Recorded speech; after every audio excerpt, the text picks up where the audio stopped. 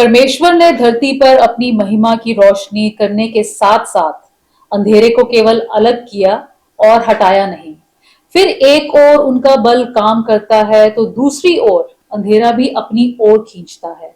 एक विश्वासी के अंदर से भी इस कारण से डर की भावना बनी रहती है।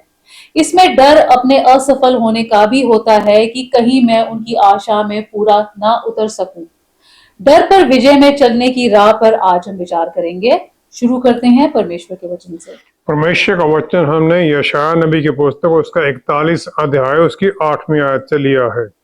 हे मेरे दास इज़राइल, हे मेरे चुने हुए याकूब, हे मेरे मित्र अब्राहम के वंश, तू जिसे मैंने पृथ्वी के दूर दूर देशों से लिया और पृथ्वी की छोर से बुलाकर यह कहा, तो मेरा दास है, मैंने तुझे चुना है और तजा नहीं। मत डर, क्योंकि मैं तेरे संग हूँ, इधर उधर मत ताक, क्योंकि मैं तेरा परमेश्वर हूँ। मैं तुझे दृढ़ करूंगा और तेरी सहायता करूंगा। अपने धर्ममय दाहिने हाथ से मैं तुझे संभाले रहूंगा। देख, जो तुझसे क्रोधित हैं वे सब लज्जित होंगे, जो तुझसे झगड़ते हैं उनके मुंह काले होंगे और वे नष्ट होकर मिट जाएंगे। जो तुझसे लड़ते हैं उन्हें ढूंढने पर भी तू न पाएगा। जो तुझसे युद्ध करते हैं वे नष्ट होकर मिट जाएंगे, क्योंकि मैं तेरा परमेश्वर यहोवा तेरा दाहिना हाथ पकड़कर कहूंगा, मत डर, मैं तेरी सहायता करूंगा। परमेश्वर के वचन को पढ़े और सुने जाने से आशीष हो। आमीन।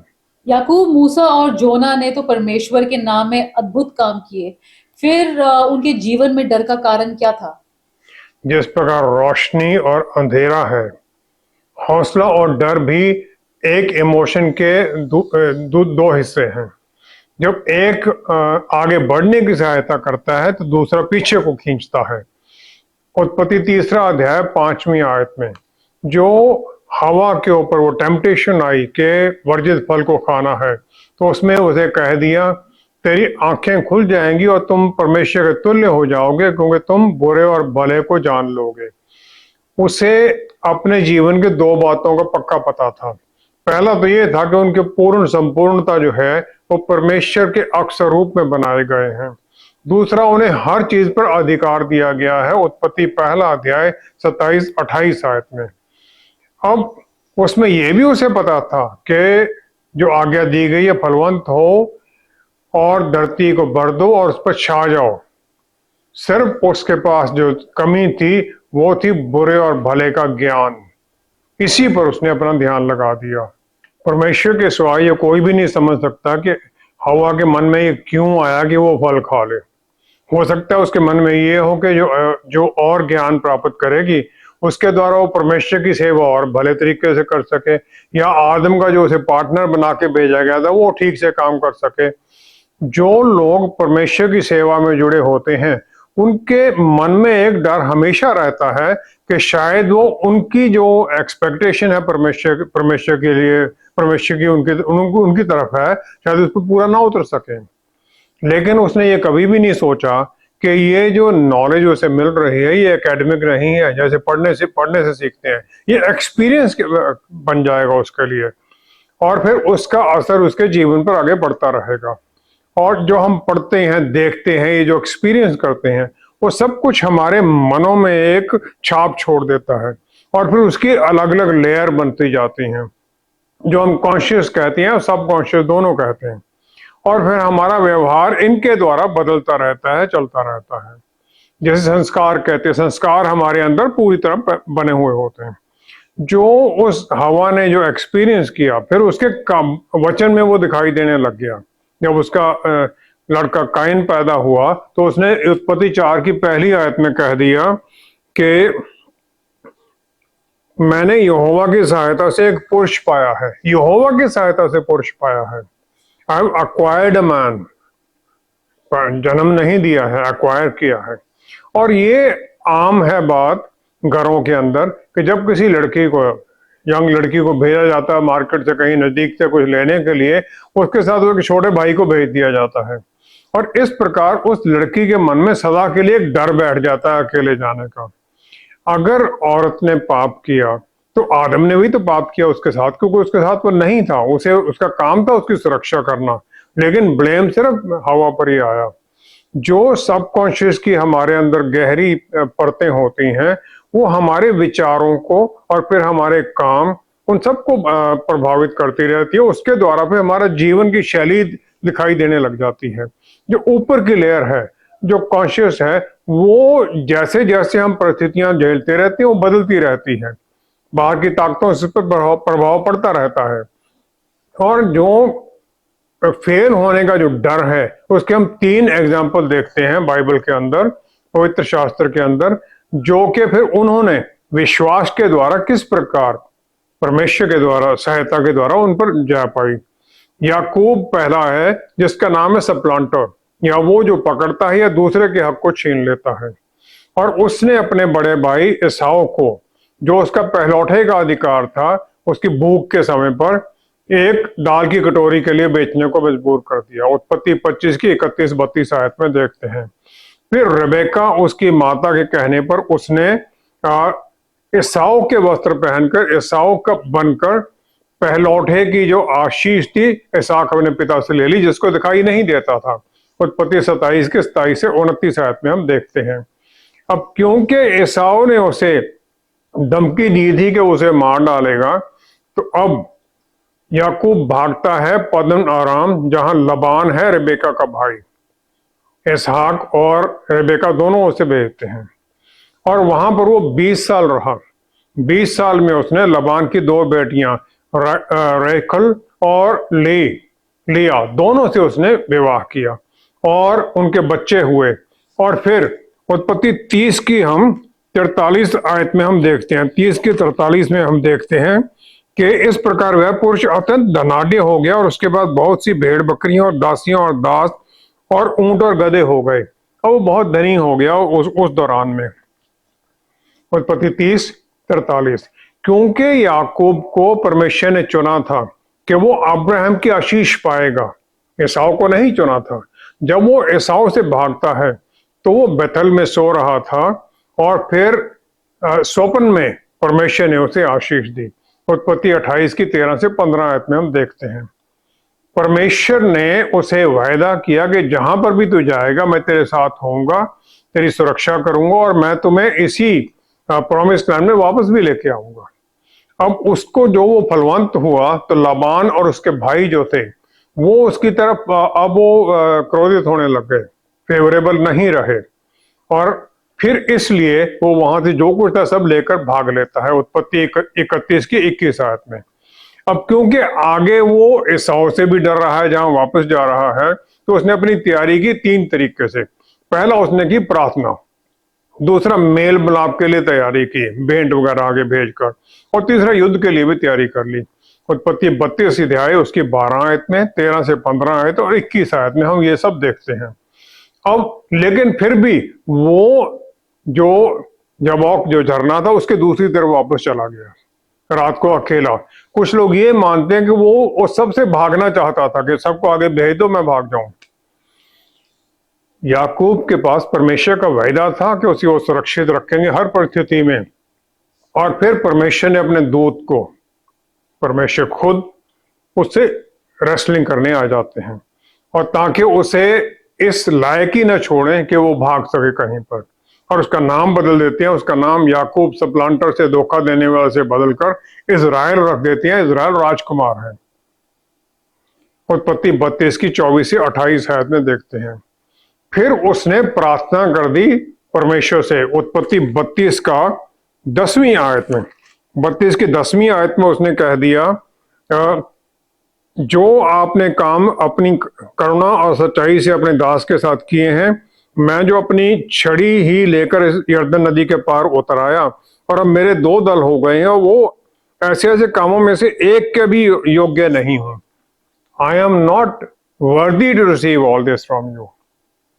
उसके मन में ये डर था कि एसाव उसका बड़ा भाई है, लेकिन उसे छोटे होते हुए भी अब्राहम की ब्लेसिंग, अब्राहम इसहाक की जो आशीष थी वो उसे मिल गई है और वो इसके लायक नहीं है, इसहाक को मिलनी चाहिए थी। इसी प्रकार हम मूसा को देखते हैं जलती हुई झाड़ी के सामने, और वो जो काम उसे परमेश्वर ने दिया कि तुम जाओ और इजरायली लोगों को छुड़ा कर लाओ, उसने निर्गमन 4 अध्याय उसकी 10वीं आयत में कह दिया परमेश्वर से। उसने कहा, मैं तो मुंह और जीभ का भद्दा हूं। I M slow of speech. वो स्टैमर करता था। और इसी प्रकार योना नबी है, जैसे परमेश्वर ने कहा निनवे में जाओ, उस महान नगर में, और वहां आप ये वायदा तौबा करने की जो मैसेज है वो दो, ताकि वो तौबा करें, उन्हें बचाया जा सके। लेकिन वो भाग लिया उल्टी दिशा में, जहाज पकड़ा और निकल लिया। अब जब तूफान आया तो जहाज में से लोगों ने उसे समुद्र में फेंक दिया। परमेश्वर ने एक बड़ी मछली वहां पहुंचा दी और उसे मछली ने अपने पेट में ले लिया और उसे आकर वही निनवे के रास्ते के ऊपर धरती पर छोड़ दिया। उसके मन में भी यही डर था कि मैं कौन हूं जो ऐसा आशीष भरा मैसेज लेके जाऊं उन लोगों के पास जो कि इजरायलियों से नफरत करते हैं। योना 2 अध्याय 2 से 4 आयत में हम देखते हैं। इसी प्रकार यिर्मयाह नबी को जब परमेश्वर ने चुना कि मैंने तुम्हें माता के गर्भ में होने से पहले से चुन लिया है, नबी बना दिया है, उसने भी कह दिया, परमेश्वर देखो, मैं तो एक बालक हूं, मैं बोल नहीं सकता हूं। यिर्मयाह 1 अध्याय 6 आयत में। जब जिम्मेवारी मिलती है, बड़ी जिम्मेवारी मिलती है, तो डर होता है कि हम कर सकेंगे ये। करेज जो हौसला है, ये इसका मतलब ये नहीं कि डर नहीं होता है, डर होगा, लेकिन उसके ऊपर जय पाकर चलना, उसे कंट्रोल करके आगे बढ़ना, ये है करेज। ये जो फिजिकल करेज है उसमें भी ये काम आता है, मॉरल पर भी, आत्मिक तौर पर, तीनों में काम करता है। हम भी अपने जो डर हैं याकूब की तरह उनके साथ इसी प्रकार युद्ध करते हैं। अंदर परमेश्वर के सामने हम प्रार्थना करते हैं कि सहायता कीजिए कि हम इनके ऊपर जय पाकर, इनके ऊपर जीत पर आगे बढ़ें और उनके बल और अधिकार में भरे हुए फिर हम आगे बढ़ते जाएं। पवित्र शास्त्र में जितने भी बड़े माने जाते लोग हैं, उन सब वो डरपोक नहीं थे, लेकिन उन्होंने अपने डर के ऊपर जय पाई और जय में आगे बढ़ते गए, परमेश्वर की सेवा में चलते गए। जो डर इस बात का है कि आगे क्या होने वाला है सबको पकड़ता है, इससे बचने का क्या उपाय है? जब सौल को चुना गया और उसे शमूएल नबी ने मसा किया, तो उसके शारीरिक डील डॉल के कारण चुना, क्योंकि हम देखते हैं वो कंधे से सिर तक सब लोगों से लंबा था। 1 शमूएल 10वां अध्याय उसकी 23 आयत में हम देखते हैं, सबसे लंबा था वो।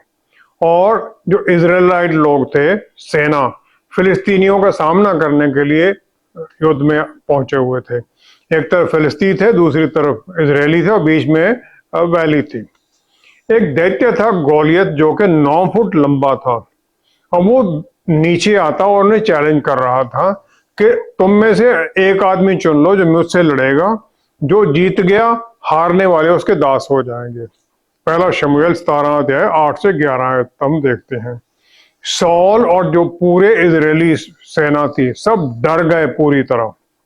40 दिन तक गोलियत उन्हें चैलेंज करता रहा, लेकिन किसी में ये हौसला नहीं हुआ कि उसका सामना कर सके। अब दाऊद जो एक टीनेजर था, 15 से 17 साल उसकी उम्र थी, उसे यशे उसके पिता ने भेजा कुछ खाने की चीजें उसके भाइयों को देने के लिए जो सेना में थे। अब उसे बड़ा अचंभा हुआ कि पूरी सेना डर से भरी हुई है दैत्य के कारण। अब दाऊद ने यह फैसला कर लिया और ये डिक्लेयर कर दिया कि मैं इसका सामना करूंगा। अब जब सौल ने उससे पूछा कि तुम तो बच्चे हो, कैसे कर सकते हो, तो हम 1 शमूएल 17 अध्याय उसकी 37 आयत में देखते हैं। 37 में उसने कह दिया, यहोवा जिसने मुझे सिंह और भालू दोनों के पंजे से बचाया है, वह मुझे इस फलिश्ती के हाथ से भी बचाएंगे। अब उसके पास एक वो उसकी स्लिंग थी और एक लाठी थी, वो लेकर वो चल पड़ा। जब उसे देखा गोलियत ने आते हुए, तब उसने पहले तो उसे अपने देवताओं के नाम पर उसे गालियां दी, फिर उसने कह दिया, क्या मैं कुत्ता हूं कि तू लाठी लेकर मेरे पास आता है?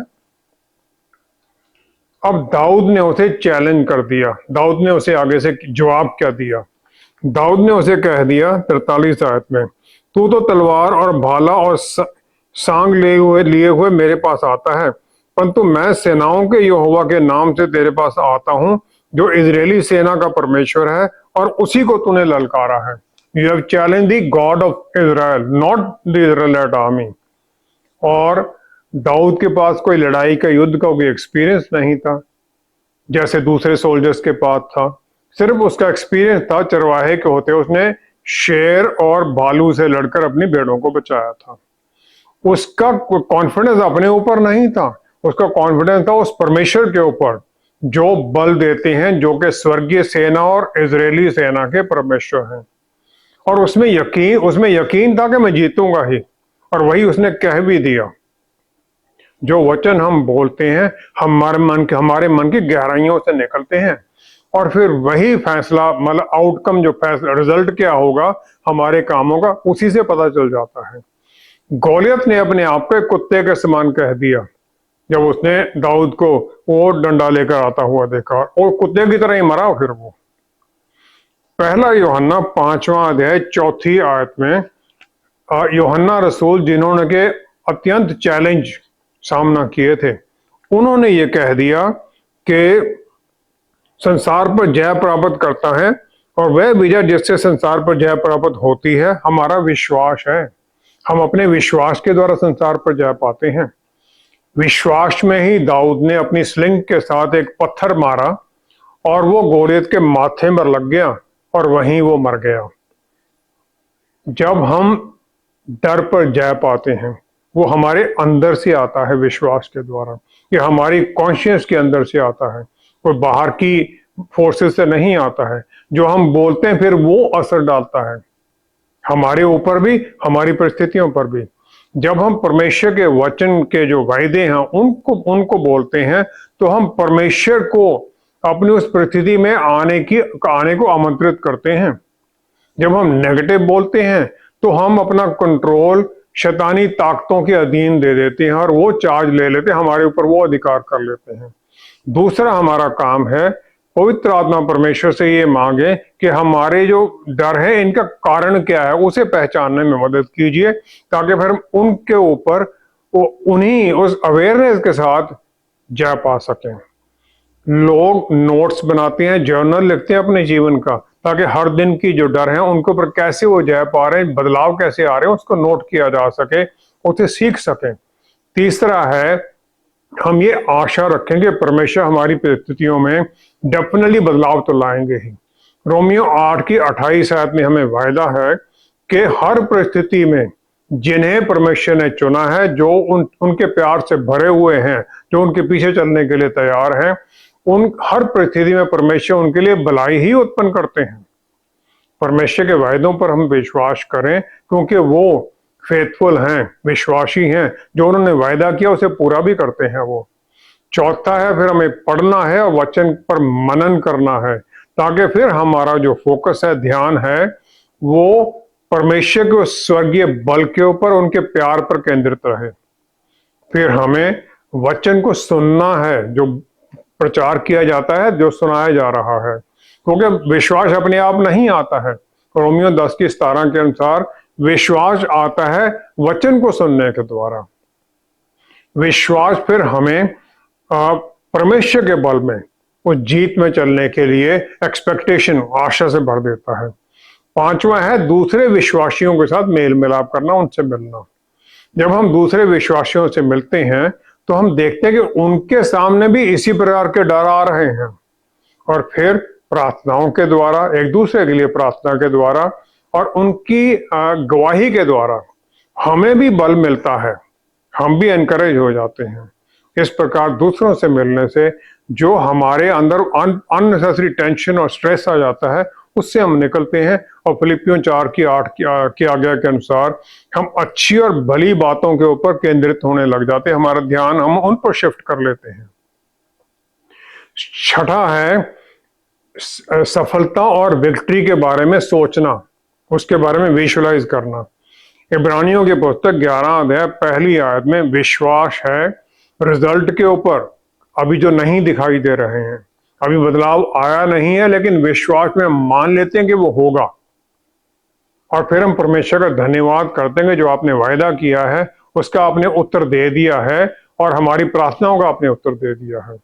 डर के ऊपर किसी भी तरह का डर हो उस पर जय पाने के लिए ये जरूरी है कि पहले हम ये सोचें कि रिजल्ट इसका जो हम कर रहे हैं इसका पॉजिटिव रिजल्ट आएगा। परमेश्वर के बल में हम सोचते, अपने बल में नहीं। दाऊद ने वही सोचा और गौलियत को हरा दिया। इस प्रकार हमारा मन विश्वास से बढ़ता है, हम विश्वास करने लग जाते हैं और फिर हमारे जीवन में वो जीत की तरफ हम बढ़ने लग जाते हैं। हमारा विश्वास हमारे डर के ऊपर हावी होने लग जाता है। सातवां है, अननेसेसरी ढूंढते मत रहो इंटरनेट के ऊपर उत्तर क्या है।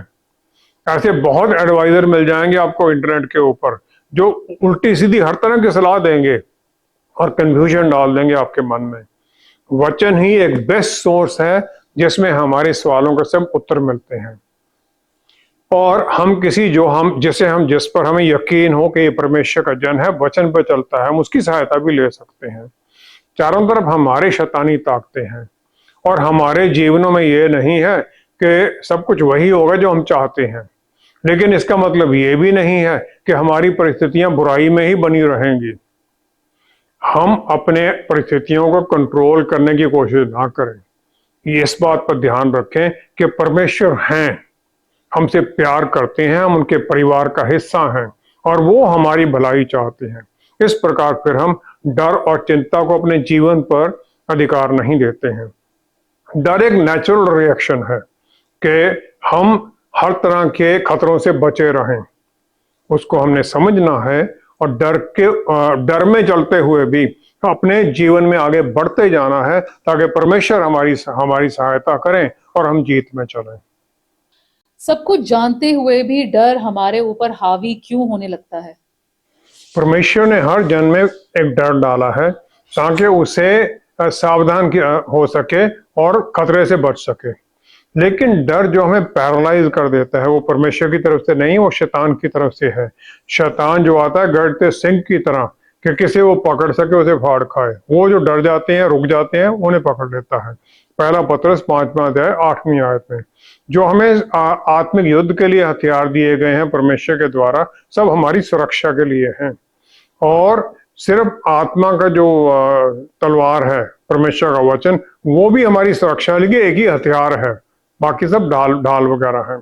अफिसियों 6 अध्याय 14 से 18 आयत में इन सब हथियारों को सक्षम रखने के लिए आप प्रार्थना करना सबसे जरूरी है। प्रार्थना पिता परमेश्वर की तरफ, ताकि हमारी परिस्थितियों में वो आ जाए।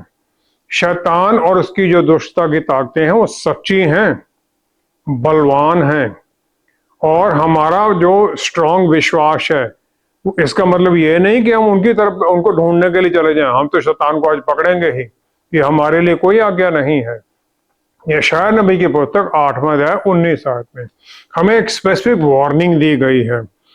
जब लोग तुमसे कहें ओझाओं और टोनों के पास जाकर पूछो तो गुनगुनाते और फुसफुसाते हैं, जो गुनगुनाते और फुसफुसाते हैं, तब तुम ये कहना क्या प्रजा को अपने परमेश्वर ही के पास जाकर ना पूछना चाहिए। जो इस प्रकार के मीडियम में विजिट्स हैं उनके पास जाना हमारे लिए वर्जित है। जब हम किसी के साथ ऐसी क्यूरियोसिटी में चले जाते हैं तो एक दरवाजा खोल देते हैं उन ताकतों को हमारे अंदर आने के लिए और हमारे जीवन पर कंट्रोल दे देते हैं। हम एक परिवार ने हमसे कांटेक्ट किया, उनका बेटा जो वायलेंट हो रहा था। जब उससे बात की गई तो उसने बताया वो एक वीडियो गेम खेलता है जिसमें या तो जो दुश्मन उसको मारना है या वो तुम्हें मार देगा। जो इस प्रकार की वीडियो गेम्स हैं बहुत सारी, वो शैतानी ताकतों पर केंद्रित हैं और हम जाने अनजाने में उनके अधिकार में आ जाते हैं। उस लड़के को फिर ये एडवाइस किया गया कि तुम पहले उस गेम को छोड़ दो, और फिर उसकी डिलीवरेंस का काम शुरू किया गया ताकि उस दुष्ट आत्मा से उसे छुड़ाया जा सके। पहला शमूएल 21 अध्याय 10वीं आयत से हम देखते हैं राजा दाऊद शौल राजा के डर से अब बेवकूफी में आ गया और डर से वो भाग गया गात में। वहां राजा आशीष है अकुश, उसके पास पहुंच गया। उस जगह पर जहां से बिलोंग करता था उसी जगह का था गौलियत को उसने मारा था। और फिर वहां बचने के लिए वो पागल की तरह एक्टिंग उसने की, तब वहां से बच सका। जब हम डर जाते हैं तो हमें ये सोचना है कि हमारे पास ऑप्शंस क्या हैं, जल्दबाजी में ना भागें। और इसके बाद में फिर दाऊद ने ये कह दिया, भजन संहिता 56 तीसरी चौथी आयत में उसने कहा, जिस समय मुझे डर लगेगा मैं तुझ पर भरोसा रखूंगा, परमेश्वर की सहायता से मैं उसके वचन की प्रशंसा करूंगा। परमेश्वर पर मैंने भरोसा रखा है, मैं नहीं डरूंगा, कोई प्राणी मेरा क्या कर सकता है। उसने ये भरोसा डिक्लेयर कर दिया। जो डर है हमारे विश्वास पर हावी होने लग जाता है और जो सही सोचना वो बंद होने लग जाता है और फिर हम उल्टी बातों पर ध्यान देने लग जाते हैं, उसी तरफ उससे डर और आ जाता है। दूसरा तीमुथियुस पहला अध्याय 7वीं आयत में पौलुस रसूल ने हमें बिल्कुल अश्योरेंस दी कि हमारे अंदर पवित्र आत्मा डर की आत्मा नहीं है, बल्कि बल, प्यार और आत्म संयम की आत्मा है। जब हम डर की आत्मा के अधीन में चलते हैं और उनके पीछे चल देते हैं तो हम बल की आत्मा से दूर होने लग जाते हैं। आर्मी में इन्फेंट्री में मैंने नौकरी की, जहां पर के मिलिटेंट्स के द्वारा मेरे ऊपर कई बार फायर हुआ।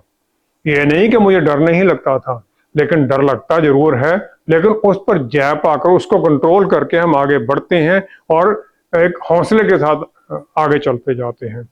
और जब हम इस प्रकार काम करते हैं तो परमेश्वर हमें सुरक्षा देते हैं, हमारी अपनी काउंसिल के नहीं, हमारे अपने ज्ञान से नहीं, उनकी सुरक्षा में फिर हम बचने लग जाते हैं।